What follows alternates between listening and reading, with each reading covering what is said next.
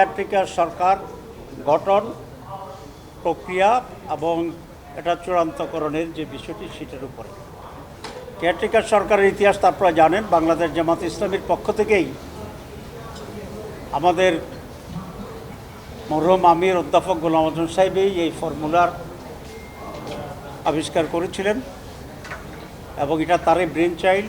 পরবর্তী পর্যায়ে এটা একটা জাতীয় ইস্যু ছিল এবং কেয়ারটেকার সরকারের অধীনে ইতিমধ্যে কয়েকটি নির্বাচনও হয়েছিল।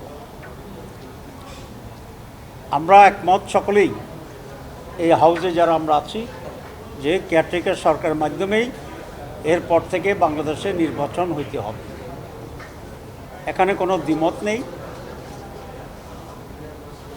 প্রায় 2 দিন এটার উপর আলোচনা হয়েছিল আগে, আজকেও নানা আলোচনাকে অ্যাকোমোডেট করে এবং গতকাল জামাত ইসলামীর পক্ষ থেকে রাত্রেই আমরা একটা নতুন প্রস্তাব দিয়েছিলাম, সেটারও কিছু অংশকে অ্যাকোমোডেট করে কমিশনের পক্ষ থেকে আজকে একটি নতুন প্রস্তাবনা পেশ করা হয়েছে।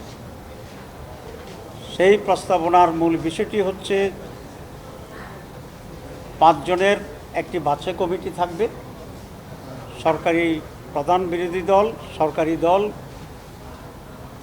অথবা আমরা এটাকে বলতে পারি যে প্রধানমন্ত্রী এবং বিরোধী দলীয় নেতা, স্পিকার এবং ডেপুটি স্পিকার বিরোধী দল থেকে হবে, আর দ্বিতীয় বৃহত্তম বিরোধী দল থেকে একজন প্রতিনিধি।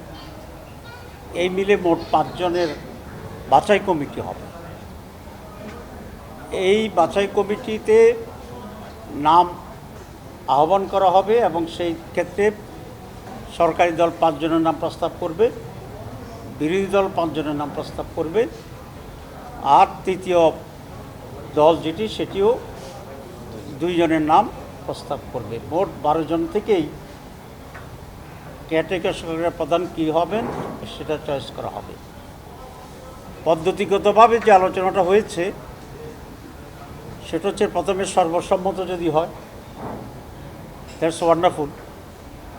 যদি সেটা না হয় তাহলে 1/4 এই ভোটে যদি হয় তাহলে সেই হিসাবে এটা স্থিরকৃত হবে।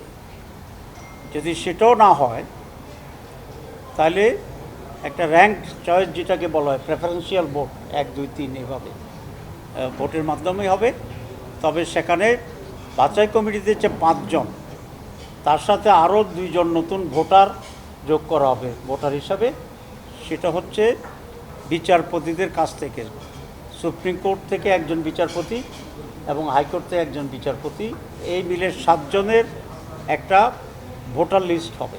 আগের যে 5 জন প্লাস এর 2 জন, এরা র্যাঙ্ক চয়েসে ভোট দিয়ে যিনি মেজরিটি পাবেন, নাম্বার 1 হবেন, তিনিই প্রধান উপদেষ্টা হিসাবে বিবেচিত হবেন এবং তিনি শপথ গ্রহণ করবেন। এখানে একটা প্রশ্ন আসে যে 2 জন বিচারপতিকে কিভাবে এখানে কেন আনা হচ্ছে? এটা আনা হচ্ছে এই স্পিড থেকে যে 5 জন যদি হয় তাহলে তৃতীয় দল যেটাকে ডিসাইড করবে তারাই এখানে প্রায়োরিটি পেয়ে যাবে এবং ওরা ডিসাইডিং ফ্যাক্টর হয়ে যাবে। তো সে কারণে আরও 2 জনকে ভোটার নিয়োগ করা হচ্ছে, যাতে করে একক ডিসাইডিং ফ্যাক্টর হিসাবে কারো অবস্থান না হয়। আর আমরা হর্স ট্রেডিংয়ের যে আশঙ্কাটা করেছিলাম, বেশি ভোটার হলে বেশি হর্স ট্রেডিং করাটা এটা ডিফিকাল্ট হবে। আর বিচারপতি 2 জন দেওয়া হচ্ছে, সেই জন্য আমরা এটা আশা করি এবং আমরা আস্থা রাখতে চাই যে বিচারপতিরা কমপক্ষে টাকা পয়সা খেয়ে ভোটে দিক করবেন না, সঠিকভাবে ভোট দিবেন। সুতরাং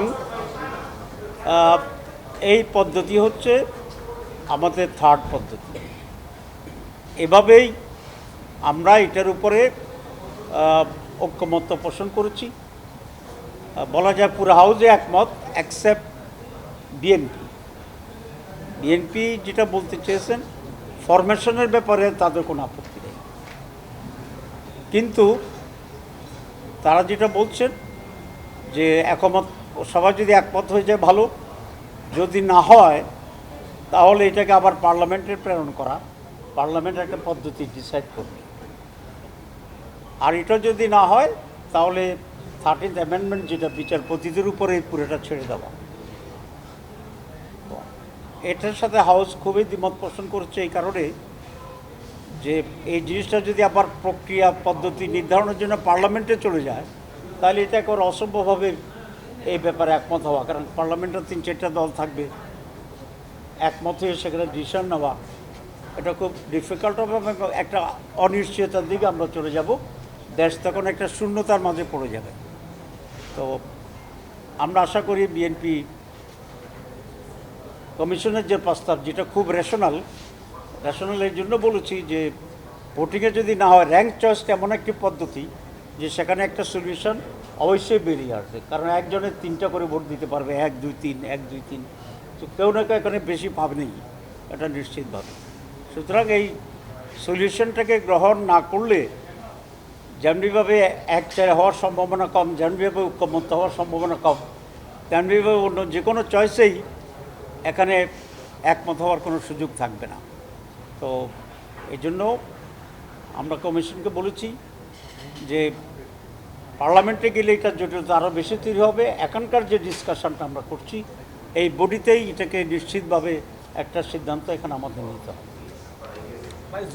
পার্লামেন্টের চেয়ে এই বডিটাকে আইনগত ভিত্তি তেমন নেই, কিন্তু মোর রিপ্রেজেন্টেটিভ টাইপের বডিটা। ধর পার্লামেন্ট তো একটা 5টা দল থাকবে, কিন্তু এখানে 32-33টা দলের প্রতিনিধিরা মিলিয়ে আমরা আলোচনা করছি।